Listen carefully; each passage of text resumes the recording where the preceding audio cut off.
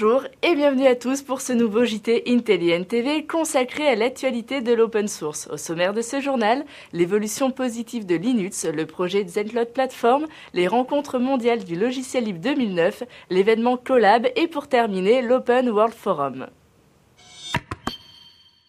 Linux accélère. Dans son deuxième rapport sur le développement du noyau 2.6, la Linux Foundation établit un bilan très positif du dynamisme de son évolution.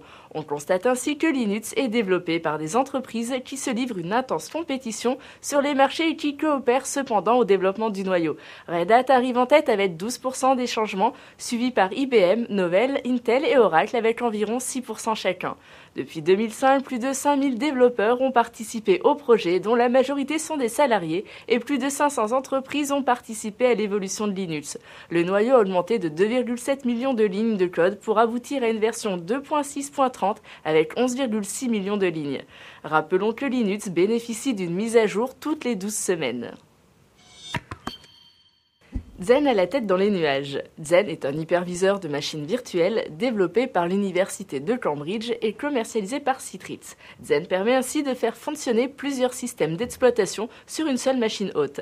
Avec le projet Zenlot Platform, ICP, la communauté Xen.org souhaite fournir une infrastructure clé en main qui permettra aux entreprises de créer leurs propres nuages. Elle souhaite s'appuyer sur la large diffusion de Xen pour devenir une des plateformes leaders dans le domaine. ICP met l'accent notamment sur la sécurité et se veut interopérable avec les solutions externes comme Amazon EC2, Rackspace Cloud Servers et GoGrid. À cet effet, elle s'appuie sur le standard OVF qui permet de créer des appliances virtuelles indépendantes. Cette stratégie de Xen.org renforce le rôle déterminant des solutions open source sur ce marché émergent. Les rencontres mondiales du logiciel libre 2009. Comme chaque année, les rencontres mondiales du logiciel libre ont été un succès et continuent à positionner l'événement comme incontournable dans le monde du libre. Nous saluons le travail des équipes bénévoles qui ont organisé l'événement. Vous retrouverez sur notre site des interviews faites lors de ces rencontres. Ces entretiens de moins de 5 minutes ont pour objectif de faire expliquer le libre et l'open source par les spécialistes du secteur. Vous y trouverez notamment Framasoft, la GPL, Debian, Wikipédia, mais aussi des interviews orientées marché. Le tout est en Creative Commons. Des vidéos ont été aussi faites par les organisateurs sur les différentes conférences et sont disponibles sur le site de l'événement en libre téléchargement. Les prochaines rencontres mondiales auront lieu à Bordeaux. Nous souhaitons tous nos vœux de réussite aux organisateurs.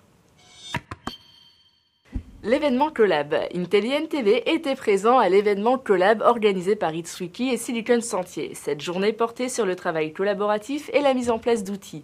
L'originalité de l'événement a été d'inviter indifféremment des acteurs de l'open source et propriétaires, et cela à l'initiative d'un éditeur de logiciels libres ItsWiki. Cette journée, placée sous le signe de l'ouverture, a été riche en échanges et particulièrement constructive. Vous pouvez retrouver l'ensemble des interviews de cette journée sur notre site ainsi que sur celui des organisateurs. L'Open World Forum à vos questions. L'Open World Forum aura lieu le 1er et 2 octobre 2009 à Paris. Intelligent TV couvrira l'événement et essaiera de faire un maximum d'interviews. Nous souhaiterions vous faire participer à cette démarche. Nous vous proposons ainsi de sélectionner sur le site de l'événement les personnes que vous souhaiteriez que nous interviewons et nous proposer des questions à leur poser. Le président de l'OSI, de la Linux Foundation, mais aussi des représentants de Sun, Red Hat, Mark Shuttleworth, le fondateur d'Ubuntu, autant de personnes que nous allons essayer d'interviewer et auxquelles nous allons poser vos questions. Pour contribuer, allez sur notre site et postez des commentaires sous la vidéo du JT.